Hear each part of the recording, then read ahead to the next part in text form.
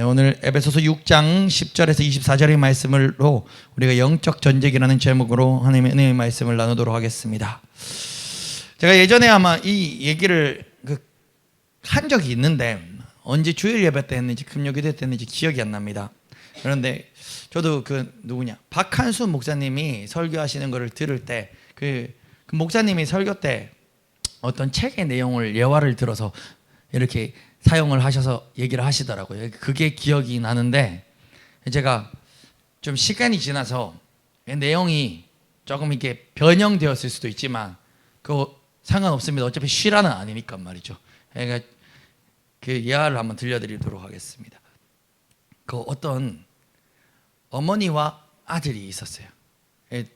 어머니가 굉장한 독실한 크리스찬이었고 아들도 교회를 다녔습니다.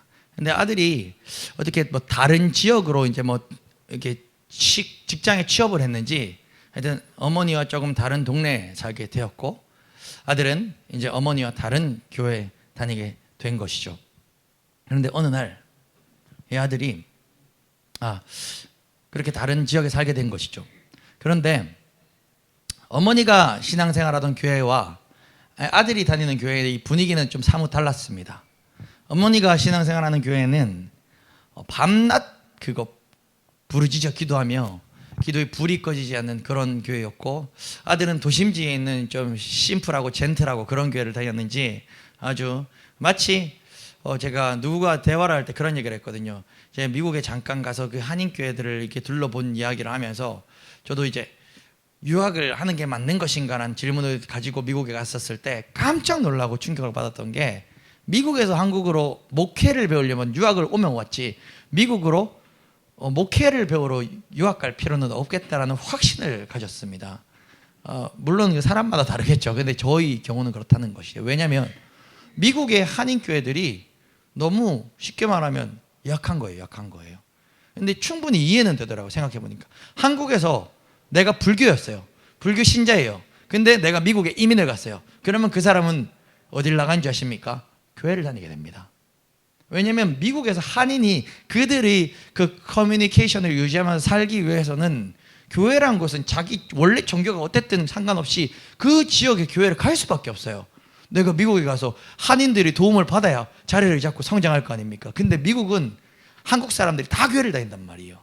그러니까 반대로 뒤집어 보면 미국의 교회는 한인교회는 예를 들어서 한국에서 교회를 다니는 사람은 한국에서 여러 종교가 있지만 불교도 갈 수 있고 천주도 갈 수 있고 남묘 호랭교도 갈 수 있지만 본인이 그래도 교회를 선택해서 다니는 건데 미국의 교회를 다니는 사람들은 그런 거 없어요. 그냥 교회밖에 선택권이 없어요.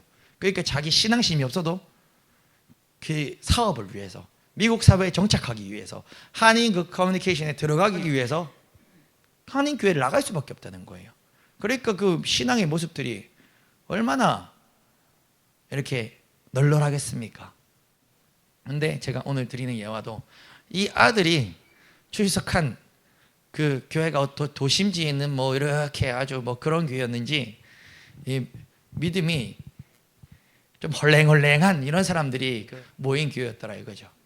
근데 이 아들이 어느 날 자고 딱 일어났는데 눈을 떴는데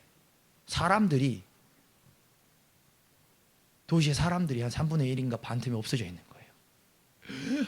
이게 웬일인가 너무 놀랐습니다. 너무 충격을 받았습니다. 그 엄마한테 전화했는데 전화 안 받는 교회 엄마가 깜짝 놀라가지고 어머니 교회 뛰어갔는 거예요. 가서 보니까 어머니 교회가 텅텅 교회당이 비어 있는 겁니다. 아무도 없는 거예요. 목사님도 안 계시고 어머니도 안 계시고 어머니 집에도 안 계시고 교회당에 성도도 한 명이 없는 거예요. 깜짝 놀라가지고 자기가 출석하는 교회 달려갔답니다. 자기가 출석하는 교회 딱 가니까 담임 목사님으로부터 모든 성도들이 다 모여서 이게 웬일이냐 하면서 교회에 모여서 지금 시끌벅적하게 다 모여있다는 거예요. 알고 보니 휴거, 그러니까는 마지막 때 들림받은 거죠. 믿음이 있는 천국 갈 백성들은 들림받았는데 어머니 교회 그렇게 밤낮 기도하며 깨어 있었던 교회는 다 들림받아 어머니도 들림받아 천국에 올라갔는데 들림받지 못한 자들이 남아가지고 이게 웬일이냐, 웬일, 무슨 일이냐 하는데 본인 교회는 담임 목사로부터 모든 성도가 이게 웬일이냐, 웬일이라 하고 지금 모여 있다라는 거예요. 박한선 목사님이 이 얘기를 하셨어요. 그러면서 박한선 목사님 설교하실 때 하신 얘기가 교회를 다녀도 천국 못 갈 수 있다라는 거예요. 교회를 다니는 것으로 천국 가는 게 아니라 예수를 믿음으로 천국을 가는 거라 이거예요. 그러면서 우리가 교회를 출석하지만 이 중에서도 지옥 가는 성도가 있을 수 있다라는 거예요. 제가 누누이 얘기를 하잖아요. 이 성경에서 믿음으로 구원을 받는다는데 이 성경에서 말하는 믿음은요, 내 목숨보다 주님이 더 큰 믿음인 거예요. 이때는 예수 믿으면 죽어야 됐거든요. 이때는 예수 믿으면 돌 맞고, 이때는 예수 믿으면 모든 기득권을 뺏겼어야 되는 그때의 믿음으로 구원받는다라고 성경이 기록했거든요. 그런데 오늘날 우리 편안한 대한민국 사회에서는 이 믿음을 교회 출석하는 것으로 바꿔버린 경향이 있다 이거죠. 고로 지금 우리 이 수준으로 그냥 교회만 다녀가지고는 마지막 날 주님 심판대 앞에 섰을 때 주여 주여 이름은 불렀으나 내가 너를 알지 못한다 라고 하나님이 말씀하실 수 있다는 것입니다. 요즘 교인들이 경향이, 목회자 비롯해서 대한민국 교회의 경향이 계속 흘러가는데 어떻게 흘러가냐면, 그 예화에 등장했던 그 어머니, 어찌 시골 교회 그 어머니 교회에서 그 도심지의 헐랭헐랭한 교회의 분위기로 대한민국 교회가 계속 다 그렇게 흘러가고 있다는 거예요. 예배는 자꾸 없어집니다. 우리 원래 부모님의 세대 때는 저녁 예배 없는 교회가 대한민국에 어디 있었습니까? 근데 요즘에는요, 저녁 예배 있는 교회가 대한민국에 몇 없다는 거예요. 이제 금요 기도회도 하나 둘 없어집니다. 요즘 이 경산 대구 지역에도 금요 기도회 있는 교회랑 없는 교회 비교해 보면 없는 교회가 더 많을 수도 있습니다. 지금 서울은 말할 것도 없고요. 도심지로 가면 갈수록. 그러면서 어떤 경향이 있나? 요즘 예배당에서도, 그리고 성도들도 마귀, 영적 전쟁, 성령이라는 이야기를 듣기 싫어한다는 거예요. 이런 설교는 듣고 싶어하지 않는다는 거예요. 천국과 지옥의 설교가 사라지고, 마귀, 성령 이런 얘기하면 뭔가 좀 이단 아니냐 이런 식으로 좀 거북하게 느껴지고, 그저 하나님은 당신 함께 하십니다. 찬양도 맨날 그런 거 있죠. 내가 연약하면 주여 우린 연약합니다. 주여 우린 연약합니다. 도와주세요. 그럼 도와준다. 맞는 말인데 왜 그것밖에 안 남았다 이거죠. 맨날 연약하고 맨날 힘이 들고 막 그냥 교회 한 번씩 와가지고 한번 힘 얻고 위로 한 번씩 받고 또 가고, 또 한 이틀 있다가 다시 연약해지고, 또 금요일 와가지고 연약합니다 부르고, 주여 우린 연약합니다 부르고, 또 위로 조금 얻고 또 한 2, 3일 또 가다가 또 연약해지고. 그게 지금 이 현대 교회의 흐름이라는 것입니다. 그러니까 그저 가벼운 위로만 있고 인본주의가 판을 치고 심리학, 상담학이 참 교회에 많이 들어와 있고, 저는 심리학 별로 안 좋아합니다. 심리학, 상담학. 저 심리학을 사실은 석사 공부를 할까 고민을 했었어요, 신대원 다닐 때. 근데 이거는 그냥 다 그런 건 아니에요. 저희 스타일이 그래서 그냥 그런 거예요. 심리학 공부는 시켜줘도 안 해야 되겠다라는 마음으로 바꿨어요. 왜냐면 아무래도 그 사람의 심리학, 석사학을 공부를 하게 되면 심리를 분석하고 그 행동에 대한 어떤 이런 처방을 계속 공부를 하게 되면 내가 그 한계에 갇힐 것 같은 거예요. 어떤 그 사역을 할 때도 자꾸 그 심리학적으로 접근을 하고 그 한계에 갇힐 것 같은 거예요. 그래서 실제로 저는 이건 정말로 많이 고민했어요. 제가 석사를 설교학 아니면 심리학 두 개 중에 하나를 할까라는 고민을 했는데, 나중에 기도하고 하면서 심리학은 공부를 시켜줘도, 공짜로 시켜준다 해도 안 해야 되겠다.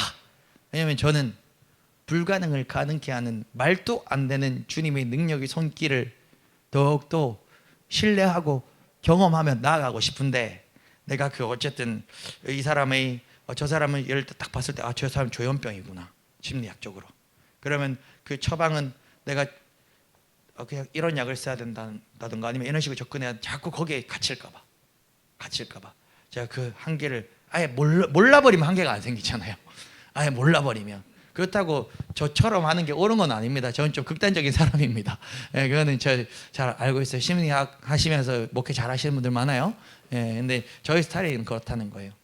근데 어쨌든 한국 교회가 인본주의적인 경향이 더욱더 이렇게 많아지면서 교회도 능력을 잃어가고 있는 거예요. 점점. 고로 우리는 오늘 우리 성림교회 성도님들은 기억하시길 소원합니다. 여러분, 마귀라는 존재가 내 삶에 진짜 영향을 미치는가? 이 부분에서도 못 믿는 성도들이 진짜 많아요. 정말 많아요. 예. 마귀가 진짜 있고 내 삶에 영향을 미치는가? 이 부분에 대해서 못 믿는 성도들이 정말 많다니까요. 들어본 적이 없으니까. 제가 그런 얘기도 들었는걸요. 대적 기도를 하니까 기도 하나님한테 하는 건데 왜 대적으로 뭐 나가라고 명령하고 하냐고 그렇게 얘기하는 목회자도 만났었는데요. 목회 잘하시는 분이에요. 그러니 적을 알고 나를 알면 백전백승인데 적을 모르는데 어찌 우리가 영적 전쟁에서 승리를 할 수 있겠습니까? 그니 매일 교회는 다니는데 지는 거죠. 로이드 존슨 목사님이 이런 얘기를 했습니다. 나는 오늘날 교회가 부실하게 된 주된 원인 중 하나는 마귀를 잊어버리고 있기 때문이라고 확신한다. 우리는 모든 것을 우리 탓으로 돌린다. 우리는 모두 너무 심리학적인 태도와 생각을 지닌다. 우리는 이 객관적인 사실, 마귀, 적, 참소자의 존재, 실존, 그리고 그의 불화사를 알지 못한다.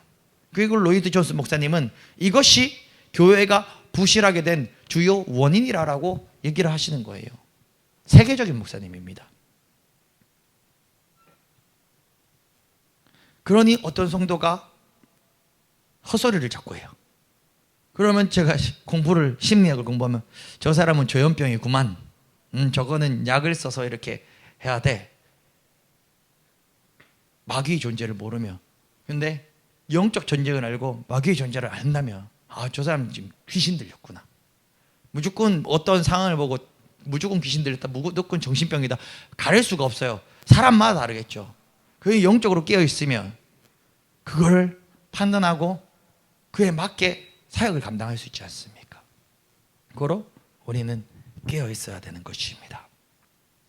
고로 오늘 이 시간 이 자리에 모인 우리 모든 성도님들은 영적 전쟁 이것이 있는 줄 아시고 마귀도 존재하는 줄 아시고 마귀가 내 삶을 공격하는 줄 또한 아시고 오늘 에베소서 6장 사도 바울이 이 에베소서 말씀을 끝맺으면서 한 당부를 마음에 새기시기를 간절히 예수 그리스도 이름으로 축원합니다.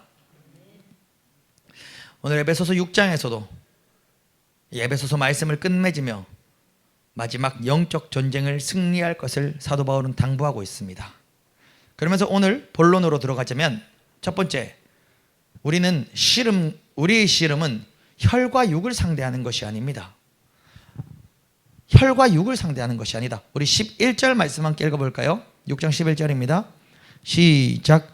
마귀 관계를 능히 대적하기 위하여 하나님의 전신갑주를 입으라. 12절입니다. 시작. 우리의 씨름은 혈과 육을 상대하는 것이 아니요 통치자들과 권세들과 이 어둠의 세상 주권자들과 하늘에 있는 악의 영들을 상대함이라. 아멘. 에베소서에서 말씀하고 있습니다. 우리의 씨름은 혈과 육을 상대하는 게 아니라고 얘기를 합니다. 이게 무슨 말입니까? 여러분들이 예를 들어서 직장 생활을 하는데 나를 굉장히 힘들게 하는 사람이 있어요. 그 사람 막 너무 미워요. 근데 여러분 기억할 것은 우리 씨름은 혈과 육을 상대하는 것이 아닙니다. 우린 그 사람을 미워하고 그 사람과 싸우고 그 사람을 상대하는 게 아니라 그 사람을 잡아 써서 나를 무너뜨리려는 그 원수 마귀, 그 사람의 뒤에 운행하는 그 마귀를 우리는 대적하고 싸우는 것이라는 거예요. 그래서 그 사람을 미워할 게 아니라 이게 모든 것에 적용되는 것이죠. 그래서 우리가 기억할 것은 우리는 혈과 육, 즉 사람을 상대하는 것이 아니라 눈에 보이는 이 사람을 상대하는 것이 아니라 마귀를 상대하는 것입니다. 그렇다면 마귀는 어떤 특성을 가지고 있는가? 마귀의 특성이 세 가지가 오늘 본문에서 살펴볼 수 있습니다. 첫 번째, 마귀는 능력이 있습니다. 마귀도 능력이 있다는 것입니다. 마귀를 칭하는 호칭이 무엇입니까? 통치자들, 권세들, 이 세상 주관자들이라고 지금 에베소서에서도 부르고 있습니다. 그 말인즉 마귀는 이 세상을 다스릴 능력이 있다라는 것입니다. 그래서 마귀는 예수님이 공생애를 시작할 때에도 천하 만국을 예수님께 주겠노라 라고 호언장담하면서 예수님을 유혹했던 것입니다. 그처럼 마귀는 천하 만국의 권세를 줄 만한 능력이 있다는 것입니다. 마귀는요, 사람들이 가장 원하는 돈을 줄 수 있습니다. 마귀는요, 사람들이 원하는 성공을 줄 수도 있습니다. 마귀는요, 여러분들에게 외제차와 집을 줄 수도 있다는 것입니다. 마귀는 당신의 영혼을 뺏기 위해서는 이 땅에 무엇이든지 줄 수 있다는 것입니다.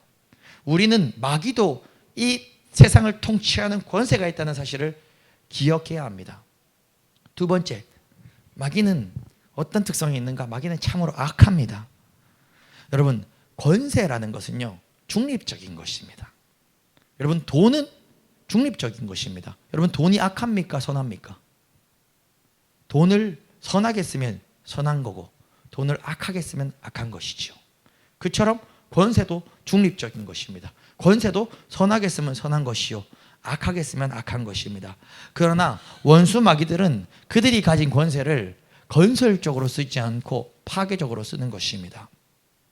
그들이 가진 권세를 하나님의 자녀를 빼앗는데, 하나님의 자녀를 죽이는 데 사용하는 것입니다. 마귀는 악 그 자체이며 악으로 우리를 물들이기를 원하는 것이 바로 마귀입니다. 그리고 마귀는 권세를 그리 사용하는 것입니다. 세 번째, 마귀는 어떤 특성을 가지고 있는가? 마귀는 교활한 것입니다. 우리 11절 말씀 다시 한번 읽어볼까요? 시작. 마귀의 관계를 능히 대적하기 위하여 하나님이 전신갑주를 입으라. 아멘. 11절에서 마귀의 관계라고 이야기하고 있습니다.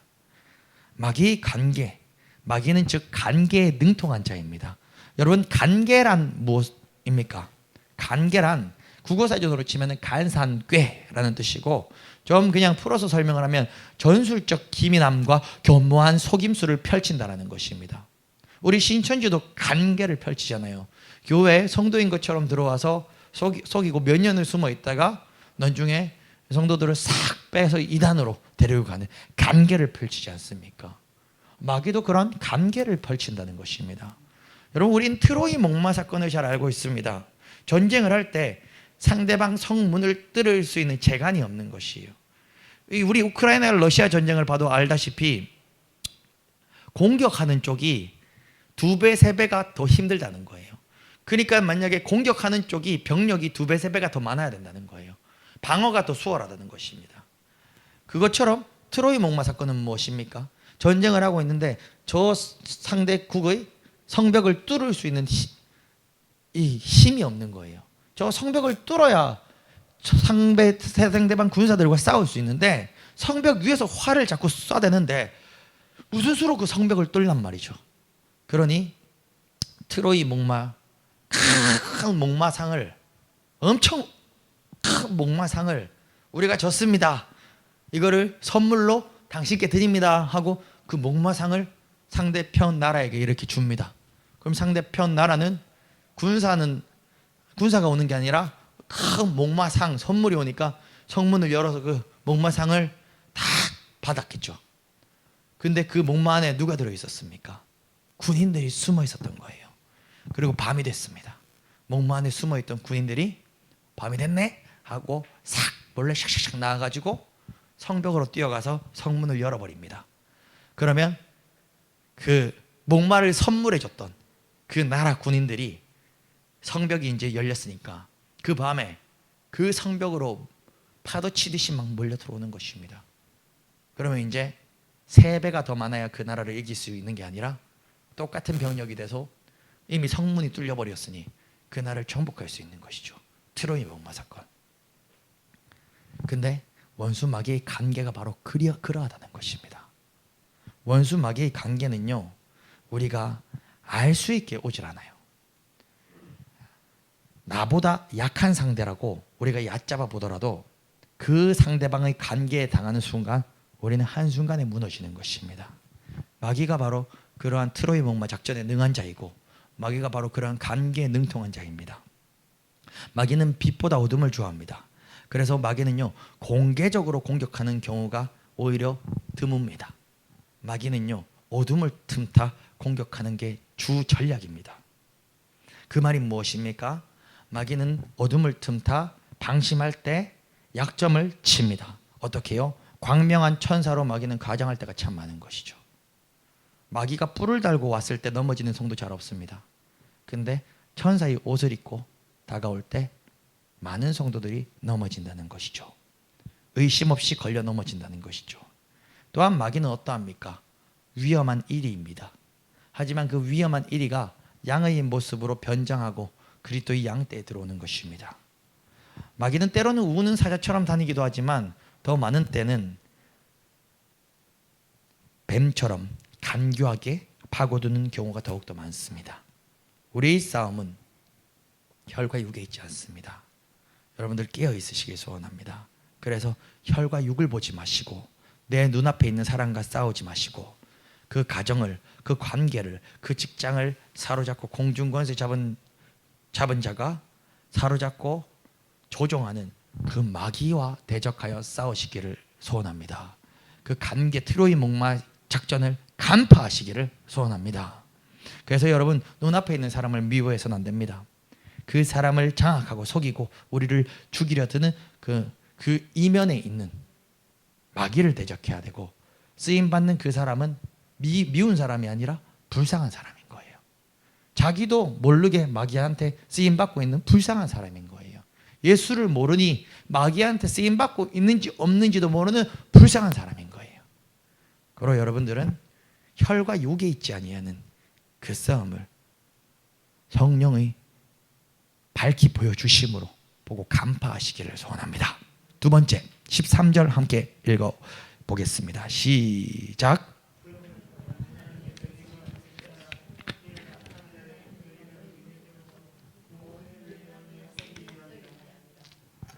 아멘. 고로 우리는 무엇을 해야 됩니까? 고로 우리는 하나님의 전신갑주를 입어야 하는 것입니다. 우리는 마귀를 상대하기 위해서는 여러분들이 마귀랑 싸우면은 마귀가 이기겠습니까? 여러분들이 이기겠습니까? 제가 마귀랑 싸우면 마귀가 이기겠습니까? 오반석이 이기겠습니까? 택도 안 됩니다, 저는. 인간이 무슨 수로 영적인 존재를 이기겠습니까? 그래서 우리가 마귀를 대적해서 짓밟아 이기기 위해서는, 원수 마귀의 머리를 짓밟아 문지르기 위해서는 우리가 하나님의 전신갑주를 입어야 하는 것입니다. 이는 악한 날에 우리가 능히 마귀를 대적하고 또 모든 일을 행한 후에 서기 위해서 우리는 하나님의 전신갑주를 입어야 하는 것입니다. 13절 14절에 반복되는 단어가 하나 있습니다. 사람들은 이렇게 놓치는 단어인데, 서서라는 단어가 반복되어 등장합니다. 13절, 그러므로 하나님이 전신갑주를 취하라. 이는 악한 날에 너희가 능히 대적하고 모든 일을 행한 후에 어떻게 해요? 서기 위함이라. 일어서기 위함이라. 그리고 이어서 바로 14절에 그런즉 진리로 너희 허리띠를 띠라 하기 전에 서서 진리로 너희 허리띠를 띠고 라고 말하고 있습니다. 서서라는 단어가 반복됩니다. 우리가 원수 마귀를 하나님의 전신갑주를 입고 대적해야 되는 것이 이제 알겠습니다. 그런데 왜 바울은 서서라는 단어를 반복하며 강조하는 것이겠습니까? 이 서서라는 것이 무엇을 의미하겠습니까? 그냥 쉽게 말하면 담대하라는 것입니다. 담대하라는 것입니다. 우리가 전신갑주를 입고, 하나님이 전신갑주를 입고 있는데, 다 입고 있는데 두려워 떨면서 벌벌 하면 갑옷은 입고 있다 할지라도 마귀가 얼마나 우리를 얕잡아 보겠습니까? 예수 그리스도 안에서 그의 힘의 능력으로 강건하게 서서 담대하라는 것입니다. 제가 방금 한 얘기는요, 10절입니다. 10절.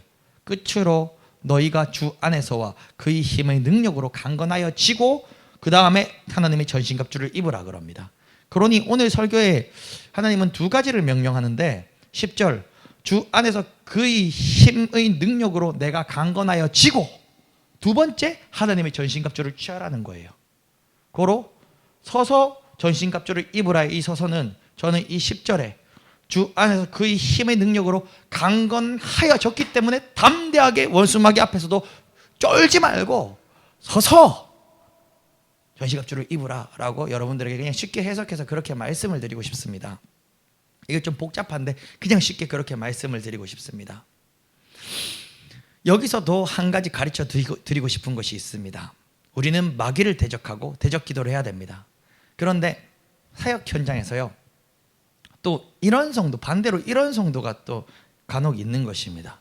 어떤 성도냐면 교회마다 스타일이 다른데 어떤 교회는 대적 기도에 대자도 안 가르치는 교회가 있고 어떤 교회는 하루 온종일 대적 기도만 하는 교회가 있어요. 둘 다 아쉬워요. 저는 둘 다 아쉬워요. 그게 무슨 말이냐면 하루 종일 대적 기도만 하는 교회가 있습니다. 그것도 지혜롭지 못하는 것입니다. 하루 종일 대적 기도는 하지만 그거보다 더 많은 시간 감사하고 경배하고 찬양하면 그건 잘하는 것이죠. 근데 제가 말하는 것은 하루의 기도의 8, 90%가 대적 기도만 있는 성도들이 있고 그런 교회들이 있단 말이죠. 조심스럽지만 그런 교회들 중에는 이단 교회가 참 많습니다. 예, 너무 은사 중심적인 은사주의 교회들이 그런 경우가 많아요. 저는 그것도 경계합니다. 그것도 경계합니다. 자, 무슨 말이냐? 갑자기 서서 담대하게 얘기하다가 왜 하루 종일 또 대적 기도하는 것도 또 위험하다라고 얘기하는가? 여러분, 그 현상이 왜 일어나냐면 서서 담대하게 싸우고 있지 못하다는 증거예요. 그게 이해가 됩니까? 제 얘기가 이해가 안 될 거예요. 안 돼야 정상이에요. 목사님 하루 종일 대적 기도하는데 그게 서서 담대하게 서 있지 못하다는 증거라고요? 그게 뭔 말이죠? 이것이 무슨 말인가? 마귀도 성도들이 자기 이름을 계속 불러주면 좋아해요. 성령님도 성도들이 하루 종일 성령님 하나님 경배받아서 찬양하면 좋아하죠. 마귀도 성도들이 자기 이름을 계속 불러주면 좋아한단 말이에요. 예를 들어 봅시다. 잘 깨어서 들으셔야 돼요. 이제 지금 어려운 얘기하는 거예요. 제가 성경을 읽어보니 돈은 일만 악의 뿌리라고 합니다. 돈은 만문신이라고 합니다. 그래서 그렇구나. 그런데 제가 돈을 참 좋아합니다. 돈을 너무너무 좋아합니다. 그렇다는 게 아니고 지금 예화를 드는 거예요. 네, 돈을 너무너무 좋아합니다. 그래서 이제 돈을 사랑하고 싶지 않은 거예요. 그래서 저는 하루에 500번 돈을 좋아하지 않아야지라고 선포하기로 결심을 했습니다. 그래서 저는 이제 하루에 500번 이제 알람을 맞춰놓고 하루에 500번 난 돈을 사랑하지 않아, 난 돈을 미워해 하면서 선포하는 거예요. 제가. 저는 돈을 사랑 안 하는 사람입니까? 이제 돈에서 해방된 사람입니까? 만약에 그렇다 치면 아니죠. 아니에요. 그러한 저는요, 하루에 500번 돈을 사랑하지 않아야지 라고 외치는 만큼 그 500번만큼 하루에 돈을 묵상했다는 거고 돈을 떠올리고 돈을 생각했다는 거예요. 그럼 제가 돈에 대한 사랑을 끊는 최고의 방법은 돈을 사랑하지 않아야지 외치는 것보다 주님을 더욱더 사랑하는 거 아니겠습니까? 주님을 더욱더 사랑해서 돈에 대한 사랑함이 미뤄져 나가버리는 게 그게 지혜로운 방법 아니겠습니까? 제가 돈을 사랑하는 그 마음을 끊고 싶으면 하루 온종일 주님을 찬양하고 주님을 경배하고 주님 나의 생명 받으시고 나의 구주입니다. 내 찬양 받으소서. 주님 돈 쫓았던 내 인생 용서하시고 예수 십자가의 보혈의 공로 그 능력 내게 임하여 주길 소원합니다. 그렇게 날마다 주님 생각하고 더욱더 주님 찾는 거 아니겠습니까?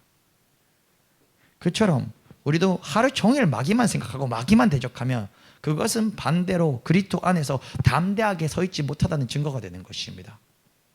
담대하고 두렵지 않으면 어찌 마귀가 무서워서 하루 온종일 마귀만 대적하고 온 시간을 다 쏟아버리겠습니까? 우리는 마귀를 대적해야 합니다. 저도 마귀를 대적합니다. 제가 갑자기 두통이 오면 손을 얹고 원수 마귀야 나사렛 예수 이름으로 명하다 떠나갈지어다 라고 선포합니다. 저도 예배를 준비할 때에도 우리 성도들을 또 예배 못 오게 하고 또 성도들이 예배 집중 못하게 하는 그러한 어둠의 권세를 향해 선포하며 기도하기도 합니다. 저도 갑자기 이렇게 마음이 눌리거나 이렇게 마음이 좀 무거워질 때 나를 속이고 나를 눌리게 만들고 나를 우울하게 만드는 원수 마귀 사단 귀신아 떠나갈지어다, 예수 이름으로 명하노니 떠나갈지어다라고 선포를 합니다. 그렇지만 훨씬 더 많은 시간들은 주님을 사랑하고 주님을 경배하고 주님을 찬양하고 주님 생각하는 시간들이 구할 이상인 것입니다. 그러 여러분 이 말씀을 잘 붙잡으시기를 소원합니다. 고장난 성도들을 보면 굉장히 극단적으로 한쪽에 치우친 경우를 많이 보게 됩니다. 그래서 대적기도 안 하는 사람보다 더 무서운 게 하루 온종일 주님과의 관계는 별로 없이 대적기도만 있는 성도들이 전 더욱 골치가 아파요. 사실 그런 분들 중엔 양신 역사하는 분들이 굉장히 많아요. 양신 역사하는 사람, 양신 역사가 어려운요. 귀신과 귀신 역사도 같이 하는 경우라는 얘기는 거예요. 예. 고로 여러분 담대하게 서서 담대하게 쓰면 마귀가 무섭겠습니까? 예. 담대하게 서서 나아가시길 소망합니다. 또 14절에서 17절 이제 하나님이 전신갑주에 대해서 하나하나 나열하고 있습니다. 여기서 사실 한 가지에 대해서 길게 해석하는 것은 저는 그렇게 좋은 설교라고 생각하지 않습니다. 결국 하나님이 전신갑주를 입으라, 이게 전체가 큰 묶음으로 하나지 이 호신경이 어떻고 허리띠가 어떻고 신발이 어떻고 이거를 해석해도 좋겠지만 이렇게 짧은 설교 안에서는 그거 하나하나에 집중하는 것이 그렇게 의미가 큰지는 모르겠습니다. 만약에 시간이 무한정 많다면 이 한 절로 한 달을 설교한다면 그렇게 해도 되겠지만 오늘 이 시간에는 그게 맞지 않다라고 저는 보는 것이죠. 그렇지만 우리가 잠깐 스쳐 이렇게 살펴보고 가야 되지 않겠습니까? 진리 허리띠가 무엇입니까? 여러분, 진리로 허리띠를 띠라는 거예요. 허리띠는요 갑옷이 아닙니다. 허리띠는 이 당시 속옷에 해당합니다. 그것은 허리띠는요 옷을 여미는 데 쓰이고 또 허리띠는요 칼을 매다는 데 쓰이는 것입니다. 그래서 허리띠를 띠면요 힘과 자신감을 얻을 수 있는 것입니다. 우리도 이런 얘기가 있죠. 뭔가 각오를 하고 이제 한번 잘 살아보자 라고 할 때 대한민국이 어떻게 했습니까? 허리띠를 졸라매지 않았습니까? 허리띠를 꽉 졸라매고 우리 대한민국도 이제 한번 잘 살아보자 해서 진짜 잘 살아보게 되지 않았습니까? 고로 허리띠를 졸라맨다는 것은 행동을 위해 준비를 갖춘다라는 의미를 가지고 있습니다. 근데 하나님께서는 우리에게 변치 않는 그 진리로 허리띠를 통여매라라고 말씀하시는 것입니다. 이제 예수 믿으시는 여러분들 진리 허리띠를 띠셨으니 이제 이 그리스도의 길을 걸어가는 것이 아니겠습니까? 오늘 이 시간 진리 허리띠를 다 동여매시길 예수 그리스도 이름으로 축원드립니다. 두 번째 의의 호신경입니다. 호신경이 무엇인지 아십니까? 호신경은 좀 어렵죠. 호신경은 옛날에 우리가 그 옛날 조선시대나 이렇게 그 군인들 옷을 보면 갑옷 둔탁한 갑옷을 이렇게 입고 있는데 특히 호신경은 어디 부분 말하냐면 이 상반신 부분에 가슴을 보호하는 가슴과 등을 보호하는 판때기, 그게 바로 호신경입니다. 근데 호신경이 무슨 역할을 하냐면 가장 중요한 심장과 그 중요한 장기들을 다 보호하는 거죠. 팔은 잘려도 사람이 안 죽지만 화살을 심장에 맞으면 바로 즉사하지 않습니까? 가장 중요한 장기들을 보호하는 게 바로 호신경입니다. 옛날 성경에 흉패라고 적혀있나? 그럴 겁니다. 예. 하여튼 이 호신경 우리의 중요한 부분들을 보호하는 것입니다. 그런데 뭘로 호신경 가장 핵심 부분을 보호하라는 것이죠? 의가 무엇이죠? 예수 그리스도의 예수 그리스도의 우린 그것으로 구원받지 않았습니까? 여러분들의 의로 구원받을 수 있습니까? 세상 아무리 도덕적이고 착한 사람도 자신의 의로는 구원받을 수 없습니다. 슈바이처 박사도 자신의 의로는 구원받을 수 없습니다. 헬렌 켈러도 자신의 의로는 구원받을 수 없습니다. 노벨 평화상을 수상한 사람도 자신의 의로는 구원받을 수 없습니다. 우리는 누구의 의로 구원받을 수 있습니까? 예수 그리스도의 예수 십자가의 피의 공로, 그 의를 뒤집어 쓰고 내 의가 아닌 예수의 의로 구원받을 수 있다는 것입니다. 즉 우리가 의의 호신경을 입는다는 것은 예수 십자가의 피의 공로로 말미암아 구원받았다는 것이 우리 의고, 그 의의 호신경 삼아 가장 중요한 부분에 그 의의 호신경 삼아 우리를 보호하고 나아간다는 것입니다. 이제 그 의 예수 십자가의 피의 공로로 나는 어찌한들 나는 구원이다 라는 게 있으면 어떤 적군과 싸운들 뭐가 두렵겠습니까? 내 심장부가 그 의가 꽉 잡아주고 있는데. 그래서 핀들레이라는 사람은 이렇게 말했습니다. 과거의 범죄에 대한 완전한 용서와 의롭다함을 받은 삶의 정직한 성품은 함께 짜여져 꿰뚫을 수 없는 갑옷이 된다. 다시 한번 읽어드리겠습니다. 과거의 범죄, 내가 옛날에 오반석 옛날에 범죄 많이 했어요.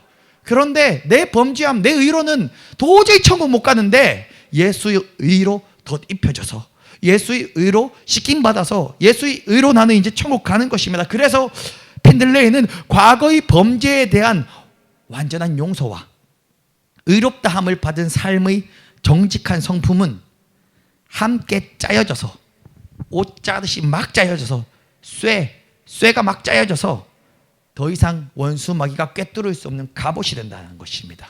내 이 호신경이 된다는 것입니다.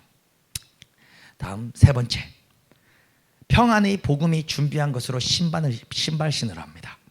신발은 무엇입니까? 우리 발판입니다. 우리는 평안의 복음이 준비한 것으로 발판을 삼아 걸음걸이를 걸을 수 있습니다. 그래서 우리는 그 평안의 복음으로 신을 신고 우리가 가는 곳마다 화목이 되고, 가는 곳마다 성도들이 서로 사랑하고 화목하고 연합하고 이렇게 된다는 것이죠. 또 이건 두 가지 해석이 있는데, 반대로 우리 발걸음이 닿는 곳마다 복음을 전해야 한다는 것입니다. 평안의 복음의 신발이니까 내가 복음의 신발을 신고 있으니 내 가는 곳마다, 이 신발을 신고 가는 곳마다 그곳에 또 복음을 전하는 것이죠. 네 번째, 그 모든 것 위에 무엇을요? 믿음의 방패를 들어라는 것입니다. 여기서 방패는요, 가로 74cm, 세로 120cm에 달하는 큰 사각 방패를 말합니다. 더 이해하기 쉽게 얘기를 한다면, 서울역에 시위를 할 때 전투경찰들, 의경들, 그 젊은 친구들이 대열을 맞춰 들고 있는 방패 보셨습니까? 네, 이 방패 쫙 들고 일사불란하게 촥촥 움직여서 다다다닥 붙으면 어떻게 되죠? 벽이 생겨버리죠. 그게 지금 여기 성경에서 말하는 방패입니다. 그 방패, 의경들이 대열을 짜서 다다다닥 뭉쳐서 그 방패에 딱 맞고 있으면요, 뚫을 수가 없는 거예요. 간혹가다 서울역에 그 시위가 격해지면 뭐가 날라옵니까? 화염병이 날라옵니다. 그때는 의경들이 그 방패 뒤로 무릎을 굽혀 몸을 숙여 머리를 방패 뒤에 숨어버리며 화염병이 날라와도 방패에 맞고 그 불길을 피할 수 있는 것이 바로 방패입니다. 근데 이 모든 것 위에 무엇을요? 방패인데 믿음의 방패를 가져라는 것입니다. 결국요, 그 믿음의 방패는요, 원수 마귀 어떤 모든 불화살을 막아낼 수 있다는 것입니다. 여러분, 이게 성격이 딱 맞아요. 여러분들이 신앙생활 하면서 살아가실 때 환난과 고통이 올 때가 있지 않습니까? 그때 무엇이 여러분들을 이기게 하십니까? 바로 믿음이죠. 하나님이 나를 사랑하신다. 지금 내 사업장에 부도가 났다 할지라도, 지금 내 가정에 힘듦이 있다 할지라도 하나님이 함께 하신다. 이 믿음의 방패를 들고 원수 마귀는 계속 불화살을 쏴댈 거예요. 그런데 나아가면 그 방패가 그 불화살을 막아주고, 그리고 우리의 믿음은 계속 전진하고 하나님 기뻐하시는 발걸음으로 나아가게 된다는 것입니다. 그래서 이 모든 것 위에 사랑하는 성도 여러분, 믿음의 방패를 드치기를 예수 그리스도의 이름으로 축원합니다. 그 다음 구원의 투구입니다. 투구는 여러분 딱 이 성경 보실 때 이제 요거 딱 기억하셔요. 지금 여러분 딱 기억할 수 있게 쉽게 지금 설명드리는 건데, 투구는요 역할이 두 가지 역할이 있어요. 다른 거는 이제 보호하는 역할을 하지만 투구도 보호합니다. 뭐 화살이 날라올 때 그래도 투구가 있으면 머리를 관통하지 않겠죠. 보호합니다. 근데 투구는 한 가지 역할이 더 있습니다. 구원의 투구? 왜 투구는 구원일까라는 질문들 해보셨지 않습니까? 왜냐면요, 투구는 한 가지 역할을 더 하는데 바로 투구는 장식용으로 쓰였습니다. 같은 군인이라도 백부장, 청부장과 일반 사병은 투구가 달랐단 말이에요. 로마 군인들 드라마에 보면은 떠올려 보십시오. 그냥 일반 군인들은요 냄비 뚜껑 같은 거 덮어 쓰고 있어요. 그런데 로마 장군은 뭐 쓰고 있습니까? 투구에 이 닭뼈슬 같은 깃털들이 쫙 달려 있는 것이죠. 그런 것 다 보셨죠? 투구는 보호용이자 장식용입니다. 그래서 찰스 핫지라는 목사님, 신학자이자 목사님은 이렇게 얘기했습니다. 그리스도인을 장식하고 보호하는 것, 그가 자신감과 기쁨으로 고개를 들게 하는 것은 그가 구원을 받았다는 사실이다. 그래서 구원의 투구인 것입니다. 우리의 투구는요, 우리를 보호하기도 하지만 우리가 구원받은 백성이라고 우리를 장식해 줍니다. 그래서 여러분들은 머리를 들 수 있는 것입니다. 왜요? 난 구원받은 백성이다라는 이 기쁨이, 그 구원의 투구를 쓰면 우리가 머리를 들 수 있는 것이에요.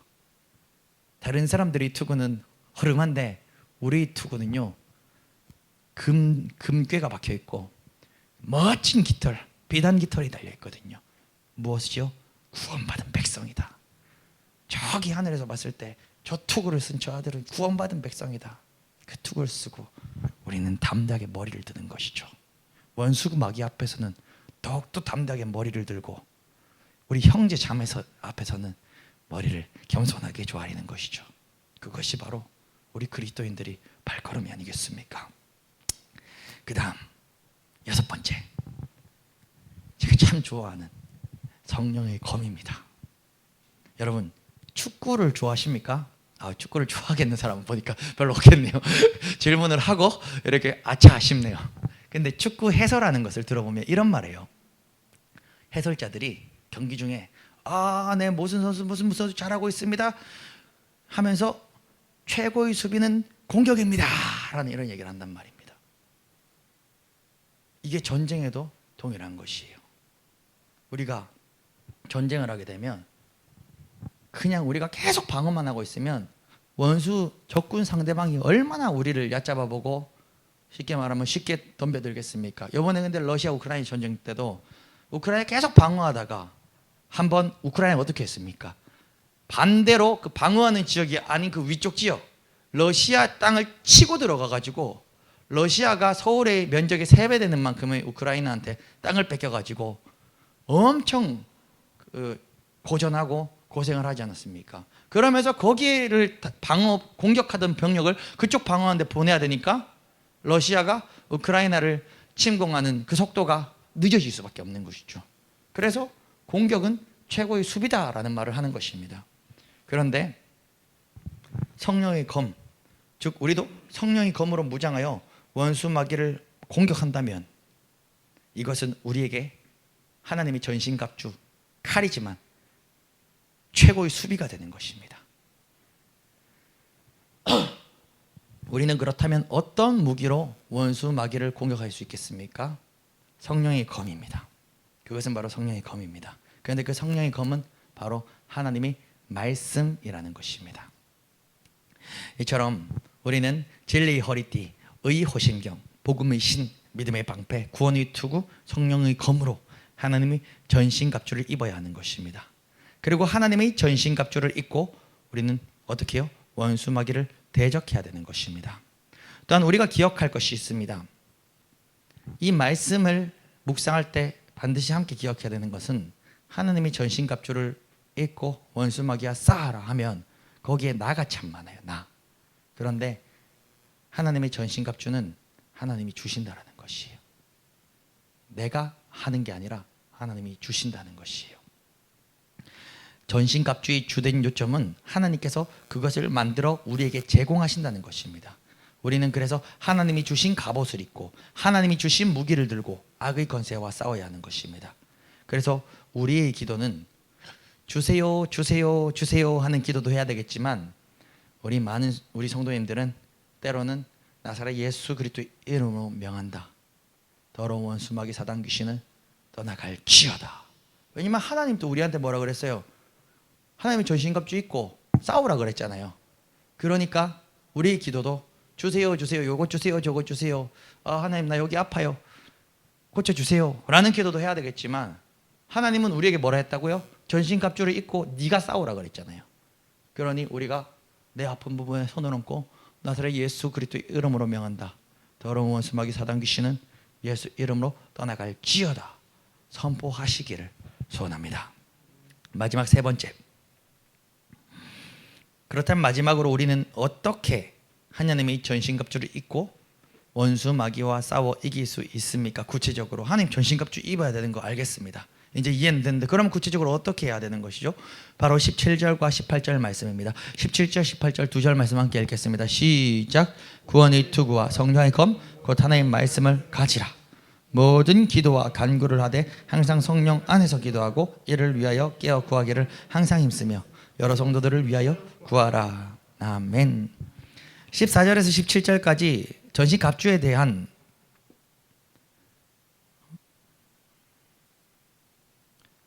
14절에서 17절까지 전신갑주에 대한 하나하나 설명을 한 다음에 18절에서 바로 모든 기도와 간구를 하되 항상 성령 안에서 기도하라라고 명하고 계십니다. 그리고 그 기도를 어떻게 하라고 하십니까? 깨어서 하라는 것입니다. 즉 우리에게 가장 중요한 것은 말씀과 기도 그리고 깨어 있음입니다. 말씀 없는 기도 없고 기도 없는 말씀 없습니다. 말씀과 기도는 성도에게 가장 중요한 것이요 100번 1000번 강조해도 부족한 것입니다. 그런데 이 말씀과 기도는 어떻게 늘 성령 안에서 이루어져야 된다는 것입니다. 여러분 수많은 이단들도 말씀과 기도가 있습니다. 말씀 없는 이단이 어디 있고 기도 없는 이단이 어디 있겠습니까? 그런데 그들은 성령 안에서가 아니라 자신의 유익과 자신의 능력만을 쫓다가 이단되고 말았던 것이죠.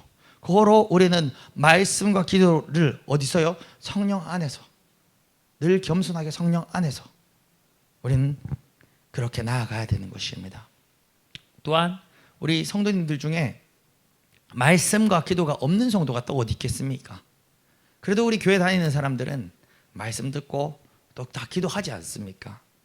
하지만 말씀과 기도로 하나님께 나아가면서도 마귀의 불화살을 맞고 쓰러지는 성도님들이 너무 많다는 것이죠. 대부분이라는 것이죠. 왜 그럴까요? 아까 얘기했듯이 마귀는 우리 약점을 잘 알고 있으면서 잘 파고듭니다. 고로 우리는 여기서 굉장히 중요한 부분이 바로 깨어 구하기를 항상 힘써야 하는 것입니다. 18절이죠.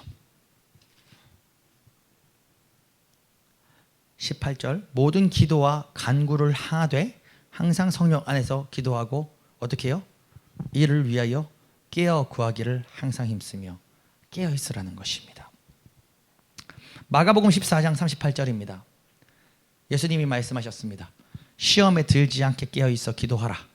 마음에는 원이로되 육신이 약하도다. 베드로도 깨어 있지 못했을 때 예수님을 부인했습니다. 그 예수님의 수지자 베드로도 깨어 있지 못했을 때 예수님을 부인했습니다. 골로새서 4장 2절 기도를 계속하고 기도에 감사함으로 깨어 있으라.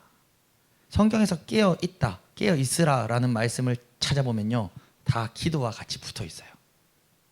그래서 깨어 있는 것은 또 반대로 무엇이냐? 우리가 늘 기도함으로 깨어 있는 것이죠. 여러분, 직장에서 일하면서 성경 이렇게 읽으면서 이렇게 일할 수 있습니까? 쿠팡 배달하는데 성경 보면서 이렇게 배달할 수 있어요? 그거 못하죠. 근데 우리 쿠팡 배달하면서 기도하면서 할 수 있잖아요. 깨어서 한순간 또 잠들지 아니하고 깨어서. 그래서 방언 기도가 그렇게 좋은 것이에요. 방언 기도는요, 깨어서 계속 기도할 수 있게 만들어 주거든요. 방언 기도는 우리가 무릎 꿇고 주님 아버지 어쩌고 저쩌고 저쩌고 저쩌고 저쩌고 기도하는 거, 아침에 일어나서 주님 아버지 영광 받으시고 어쩌고 저쩌고 저쩌고 하는 거 좋아요. 필요합니다. 어떤 사람 보니까 저도 그건 참 도전을 받았는데 딱 아침에 눈을 뜨면 그거 무조건 하나님 감사합니다. 하나님 감사합니다. 하나님 감사합니다. 딱 3번 외치고 하루를 시작하는데요. 그거 근데 참 멋있더라고요. 예. 저도 그거 어디서 봤냐면 유튜브에서 봤어요. 유튜브. 어떻게 유튜브에서 봤냐면 그 위러브 아니다. 위라클이라는 그 유튜브 채널이 있어요. 그러니까 하반신 마비 장애인이 그 믿는 사람인데 그 세상에 선한 영향을 끼치는 100만 유튜버가 있거든요. 그 사람이 요번에 그 연예인하고 송지은 씨라는 사람하고 결혼을 했다고 뉴스에 나오고 막 다들 아시잖아요. 맞죠? 그 사람 유튜브에 채널에 딱 들어가서 뭐 어떤 사람인가 하고 한번 보는데 그 사람 유튜브 채널에 게스트로 온 사람이 있는데 그 게스트 그 사람은 어떤 사람이냐면 소아암 환자들을 소원을 들어주는 게 그 사람의 한 달에 소아암 환자들이 소원을 이제 신청 받아가지고 몇 개씩 들어주고 그 유튜브 올리고 이게 그 사람의 유튜브 사역을 그렇게 하는 사람을 그 박위 그 사람이 게스트로 초청해서 이렇게 인터뷰하는 게 있더라고요. 야, 그런 또 선한 일을 한 사람이 있구나 해서 들어가서 봤는데 그 사람이 알고 보니까 전도사더라고요. 예, 이게 본인이 어릴 때 소아암이었대요. 그래서 뭐 암 수술인가 항암 치료를 40번 했나 50번 했나 그러고 생명을 이제 살았으니 자기도 그 어려운 시절을 보냈으니 이제 이 소아암 환우들을 그렇게 섬기고 싶어 그런 사역을 하는 거예요. 사역자더라고요. 그러면서 그 사람의 하루 일과를 이렇게 그 촬영을 해가지고 이렇게 올린 걸 한번 봤는데 그 사람 아침에 딱 일어나서 딱 침대에서 이렇게 기저귀 펴고 눈 뜨자마자 누운 채로 하나님 감사합니다. 뭐 하나님 감사합니다. 하나님 감사합니다. 이러더라고요. 그래서 유튜브 촬영한 사람이 왜 아침에 일어나가지고 그 하나님 감사합니다 이렇게 외치냐 물어보니까 어릴 때부터 엄마가 그렇게 시켰대요. 그래가지고 그게 습관이 돼버렸대요. 그래서 지금 또 늘 일어나면 누운 채로 하나님 감사합니다, 하나님 감사합니다, 하나님 감사합니다 외치고 일어나서 하루를 시작한다는 거예요. 그래서 그걸 보고 저 어떤 생각했겠습니까? 내일부터 나도 한다. 내일부터 나도 한다. 그 생각을 바로 가졌지요. 예.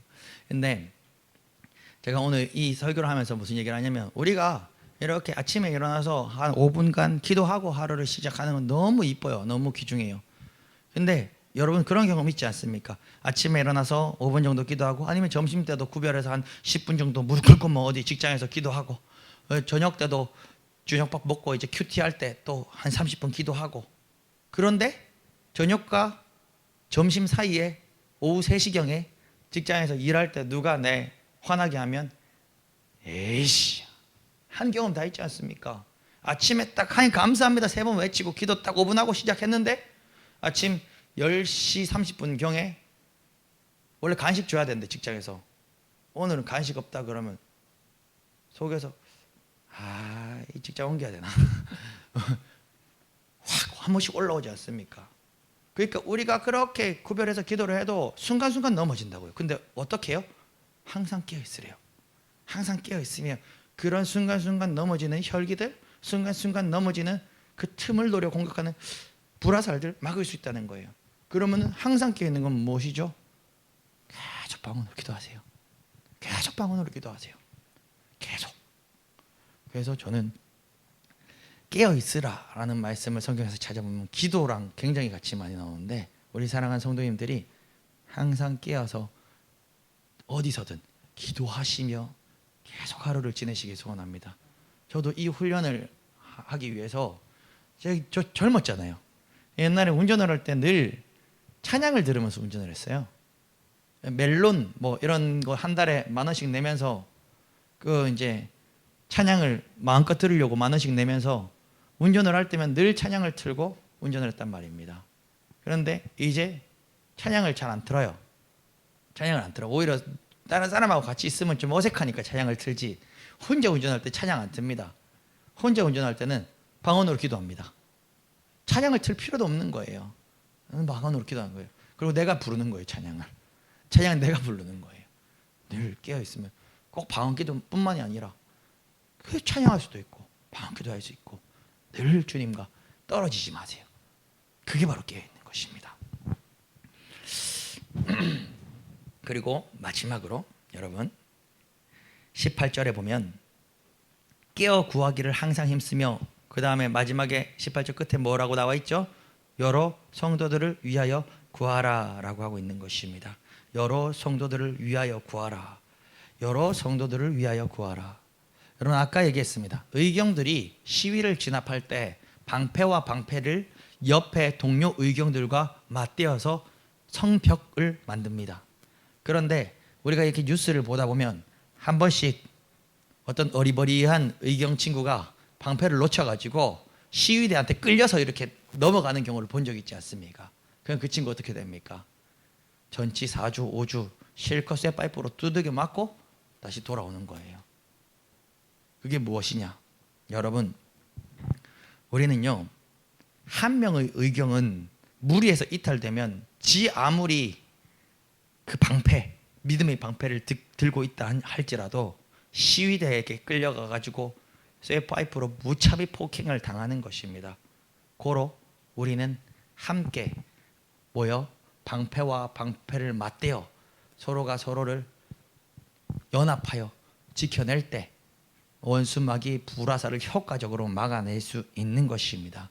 그래서 18절 말미에 계속해서 기도하고 깨어있고 우리도 너무 이해되는 얘기를 하다가 마지막에 하나를 더 간구하는데 여러 성도를 위하여 구하라라는 것입니다. 나만이 아니라 옆에 있는 성도를 위하여 구하라는 것입니다. 그것이 결국 나를 위한 일이기도 한 것입니다. 말씀을 맺겠습니다. 사랑하는 성도 여러분, 때가 참으로 악합니다. 시대가 악합니다. 이때일수록 우리는 깨어있기를 소망합니다. 깨어있다는 것은 기도함으로 깨어있는 것입니다. 깨어서 하나님의 전신갑주를 취하십시오. 그리고 여러분 손에 있는 그 말씀의 검으로 원수 마귀를 대적하십시오. 그리고 굳게 서서 담대함으로 나아가시길 소원합니다. 하나님께서는 이 악한 시대에 깨어있는, 깨어 기도하는 하나님의 전신갑주를 입고 깨어있는 저와 여러분들을 찾으십니다.